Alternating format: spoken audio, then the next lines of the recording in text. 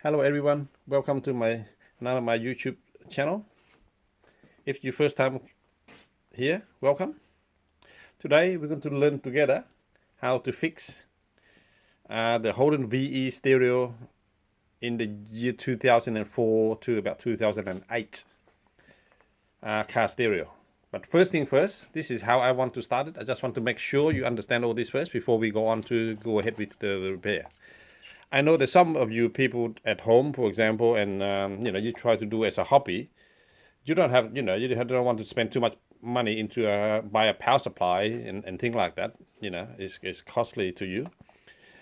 And if you want just do a one simple repair, for example, on the bench and things like that, you don't have to buy anything really. If you can, at home, for example, if you have a laptop, normally I take this one here from like a little laptop computer at home for my children. That's all.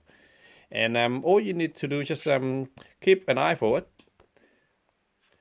Basically we need something about 12 volt DC, from this power supply. For example, like I got something here.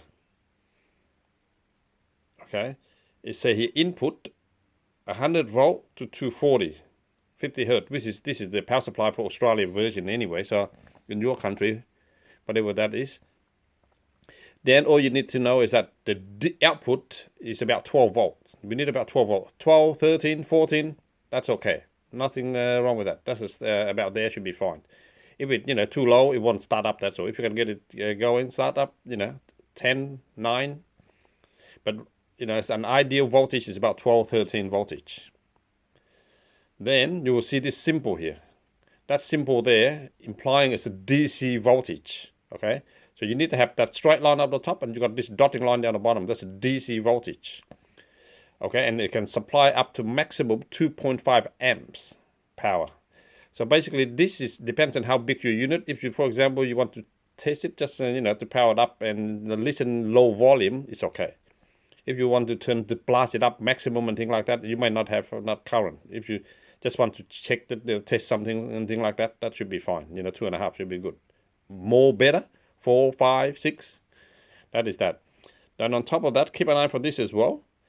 You see this one here, it tells you exactly that's there. The middle pin there is a plus. You see there?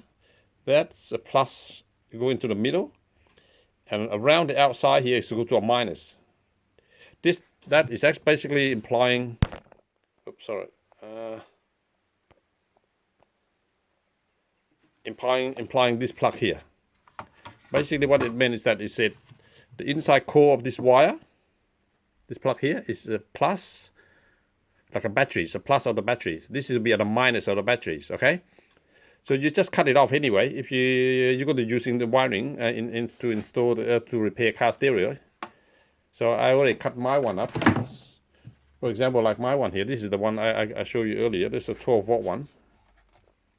Right, so if the middle core, like if you cut it out, you notice which one is the middle. If you do not know which one is the middle, for example, then you have to using multimeter. Hopefully you got some kind of a multimeter. Basic multimeter will do, just to measure some kind of DC voltage, right? Don't let any of these two wires touch each other. It might be a plus and a minus. So what I have to do now, I'm going to show you. I'm going to plug this one into the wall. Into my wall there to get the 12 to get power. So just plug it in, right? Now this should have about 12 volt now. Now what I do, using your multimeter, one end of multimeter, just clamp to one end. Try first. If you're not sure which one, doesn't matter. Then you will keep an eye for the voltage in here. Okay. Now when I plug it in like that, show me a negative voltage, which means I do the opposite now. Basically, this one here is instead of this one should be a minus, but this one is a plus now of the battery, for example. This is a 12 volt plus. So for example, if I change it around now, I bring this one now, I bring this one to this one here now, right? That's a minus from my meter. That's a minus black one. And this is the plus terminal. I go to here. And what should I get? 12 volt, 12.29, whatever there. So it's about 12 volt. Okay. So whatever you get like that, and then all you need to know is that the one that you this alligator clip there, that's a minus side of the batteries. Okay. a minus sign. So this is can go to the body of the unit. Now this is the plus one here, right? So this is the plus one. Now I just got a basic car stereo here. It's a Kenwood car stereo. Now why I'm doing this? I try to show you. This is how most of the car stereo. This is what they call an aftermarket car stereo. You see, and all of the aftermarket car stereo, they always more or less have the yellow one and the red one. The yellow one is the backup, which is permanent power. The red one is accessory. Because in most of the modern car one, you don't have two power at all. Because the OEM stereo, like in this Holden VE Commodore, for example, they rely on this box here. This is the BCM, the body control module, controlling the power. They got only one power fit to the unit. But anyway, I'll get to that in a minute to show you. So this one here, we got a plus, okay? This is this terminal here. So for example, you connect this to the plus side of the stereo, for example. Just twist them a little bit, just just to test it. I'm not doing anything drastic here, just only testing it just to show you. Basically, this is how it works, for example, okay? So that's a plus. Now you can connect to the other end, which is the minus. That's okay, or you can connect to the body, which is the same thing. Okay, you see, as soon as I plug this one in, you will see the unit will power up.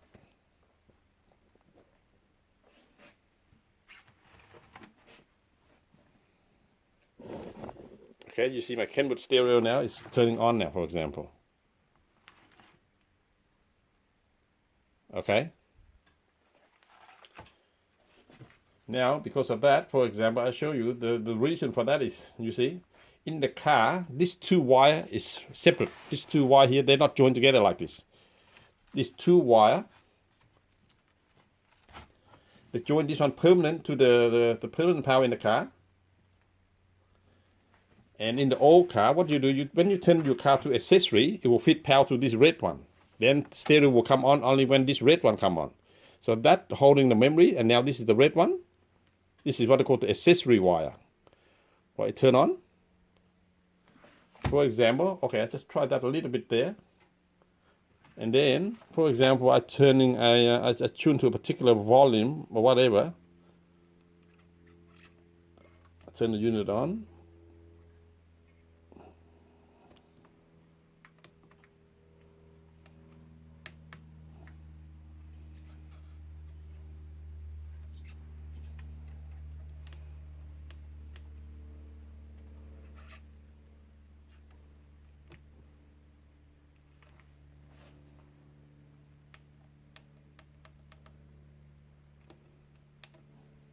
Okay, so that's the stereo to that one turn on.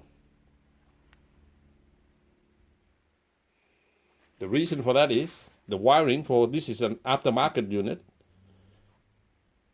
They do not have, they got accessory and the backup separately. Okay, so this is how you connect to the aftermarket stereo. Basically, the other bit is just only speakers and things like that, which is you should know anyway. But this is not what we want to do today. We just want to show you the difference between this sort of unit, which is do not have haven't got a BCM to control the stereo like the Holden stereo. We will go about to fix it. Okay, so that's a different. Now, before I start doing the repair of this unit, I just want to talk with you very quickly about the wiring of the unit. First of all, the difference between this unit here, this type of unit anyway, is have only one power source, only one wire. That's all. Permanent power, as in the car, it's just only one wire to connect to it, and then earth and the unit will turn on. Okay, everything else in the unit with this design, they come out in the car. They got this box here in the car. Okay, this box here is called the BCM, the body control module. Basically, this box here is sitting inside on the kick panel inside the car. The way it works is like this. This unit, it will turn on and off Depends on how when this box is communicate with the stereo itself. Okay.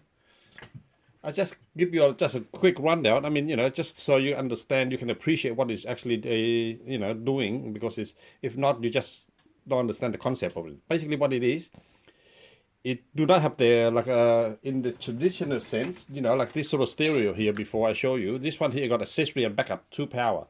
When you turn the key back to accessory, or when you turn the key off completely, the stereo will turn off. Okay, the stereo will turn off completely. Okay, whether you open the door, whether you get out or not, the stereo will turn off. However, with this new design, when after you're driving the car, get to a certain place, and then you get home, whatever, and as soon as you turn the key off, the stereo will not turn off yet. The key is in the car, because you press a button or whatever, you turn it off, it will not turn off yet. Until such time when you start open the door, and then this body control module, they will detect someone open the door. They assume you sort of walk out of the car, then the unit will turn off. So basically what it means, this is more or less controlling the actual turn on and off of the stereo. Okay? Now, for example, if you want to power up one on the bench, for example, if you want to power up, make it all working in the bench, you need one of this. This is the body control module and the stereo from the same car. Okay? You have to get this box here from that same car, whatever car it is, with the box and the stereo is have to be from the same car. Now, when you got both of them together, you put on the bench, you power it up, the unit will work like normal, like work in the car. Okay, but you have to do a few wiring. You have to connect a few wiring here. I done that before, but at this time for you, it's not too important. Okay, you don't need to worry about that. But basically, that's how it works in this sort of situation here. However, in this sort of unit, we're lucky. We got this sort of thing. They built into the system, so it's only one wire and earth, and that's what we get. We power it up. That's what we get straight away. Okay, you turn on like this, off. You turn on, it says security lockout active vehicles data mismatch. Basically, it's looking for this box here, looking for this module to talk to, but it haven't got this module here. So basically, just like that. Luckily for this design, there's a features there. You can override for a little bit before we can fix it. So we put on a bench. All you need to do is like a little power supply, whatever you got, like I showed you before. Get a little power supply like this, and this you got a plus and a minus. Just connect one to power, one to earth, and then you get enough power to run the unit like that. Okay, now to override the unit, first of all you have to press this button. See the button called ASM. Press that button, and I think this up, yep, hold it down, hold this one down as well, and the power button. Hold the whole 3 down together. You see that? As soon as you got like that, you override the system, the stereo, for a few minutes. You can use it for about a few minutes. It's flashing, that's okay, that's normal. It's flashing, which means you still need to talk with that. But in the meantime, you can do everything you need to do. You can go to the different button. You press this. You can sync up or down, whichever. You can turn the volume up and down. Okay. So that's an overriding of the unit. That's the first thing. After a while, you will see that this will turn off. You go to that security active again, and then you can do it again. You can go back there, ASM, this up, and power button. Press the whole thing 3, hold it down a few seconds, and then it start flashing, which means it's able for you to able to test if you want to do on the bench test. Okay, so basically that's how that is. Now there are mainly a few problems. I have to put in different video for you to sort of to see, so you can fix them. First of all, there's a problem with the number one is that the display changing color. It go to changing different color, and the air conditioning turn on and off and things like that. Right? It just the way they design is actually is a bad design in a way, but that's mainly the problem. Okay, the air conditioning will coming on, it won't turn on, and then the display changing color, and sometimes it disappear completely, it's gone. There's no display there at all, and then you don't know what happened. You thought, oh, okay, something wrong or whatever. The fuse and things like that is not there at all. It's actually in the front panel, and now it's turned off. Now you see there, that's turned off. Okay, now I'm going to start to show you how to fix this sort of issue in this particular unit. Okay. Now to fix this unit, we have to separate the face. Well, if you got on the bench, well, if you got out from the car, then it won't join together. But anyway, since I already put on the bench, I take it out now, so you will see it. I'm using just a little flat screwdriver. I just flick between this fascia and this here. That will come out. Okay, that will separate the face, and this is how it go together like that. Now this is the radio box itself, and this is the fascia. This is what they call the fascia itself. Now, when you think about it, the way it go in, it basically there's nothing to holding it. It just basically they just push this piece here, this fascia here, with this locking here, and go to this terminal here. There's a 3-mile terminal here, and there's a mile here, and also another small 3-mile, and there's a mile here. Basically, the way they go in, they just go in like this, and they just rely on this 4 little hinges sort of thing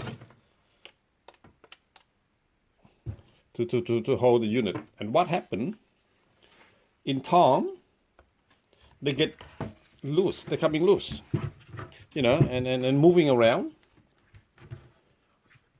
This is where the problem coming from. And sometimes also the contact here get dirty as well. So what you need to do, so a few things you can do. If you got contact cleaner, using contact cleaner. If not, you can using like methyl spirit or even pure alcohol, for example.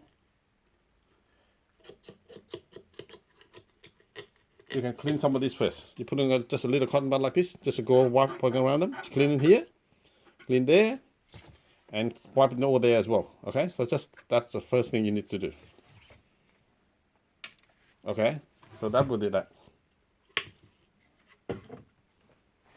Now, the main problem, most of that issue is coming from this fascia here.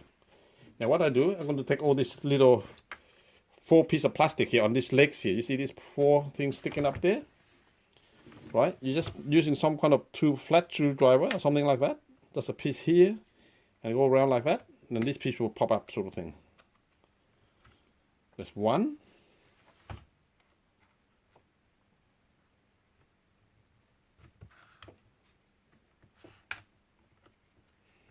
2.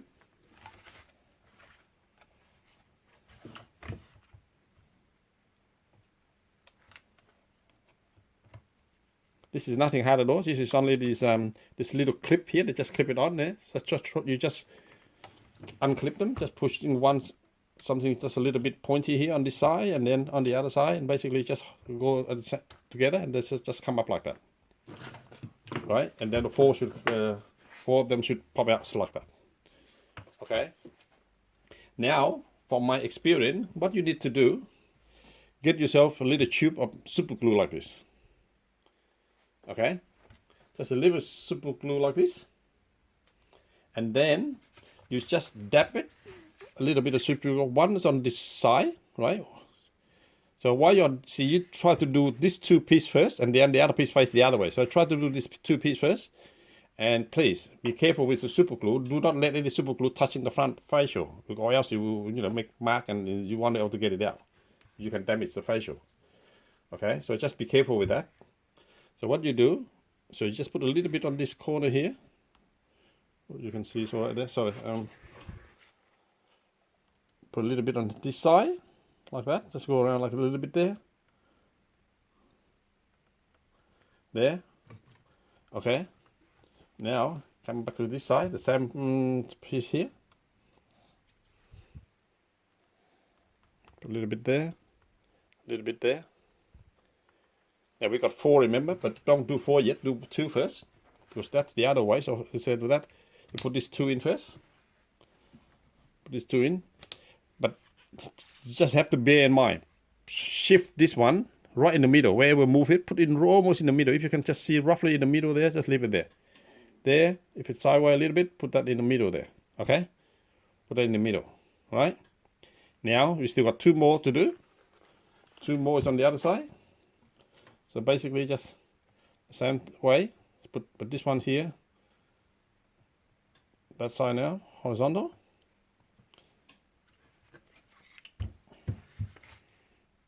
Okay. Just put it a little bit there, moving around a bit. Another one there. And then put this 2 clip back on. The same way as well. Okay, put the ship in the middle. Now all you have to do, just let it stand on like this. So it's just the weight of the fascia, just sit on the table like that. Hopefully it will hold everything down just like that, right in the middle there. Make sure it's in the middle first and just let it there for about an hour or 2. That piece there should be solid. Okay? But I'm going to, okay, just like that. I'll just put this on the side so I can show you the other issue we need to fix. Then, by the way, if this unit is your unit, it's the same thing. You take the fascia out and you do exactly the same. If it's this one as well, the Omega, the base model, it's the same as well. You take the fascia out and you do you unclip it, and it's do from there as well. There's also 4 clips on 4 corners of the okay, basically just exactly the same.